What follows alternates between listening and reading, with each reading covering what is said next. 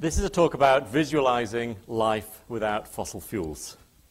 We have an addiction to fossil fuels, and it's not sustainable. When I say we, I'm talking about the so-called developed world.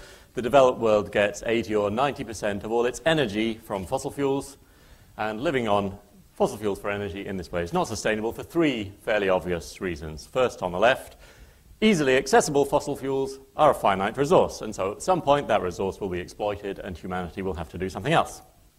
Second, setting fire to fossil fuels puts carbon dioxide upstairs, so we have the climate motivation. The clear consensus of the climate science community is, with substantial error bars still on exactly what might happen, their advice is this is a geoengineering experiment that we're well advised to stop as soon as possible.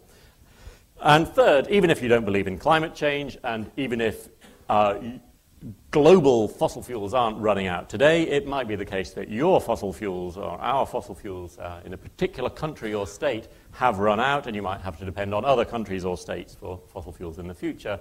So you have a security of supply motivation for saying, let's look into really getting off fossil fuels in a serious way.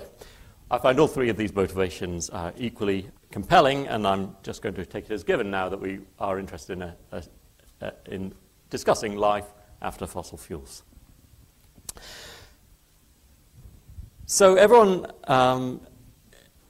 gets rather emotional when we get into this topic of what to do at our energy system, and when I wrote my book about sustainable energy, I was trying to help. I'm sure emotions are important, but we also need facts and numbers, and I tried to write a book that would be agreed by everyone as having useful numbers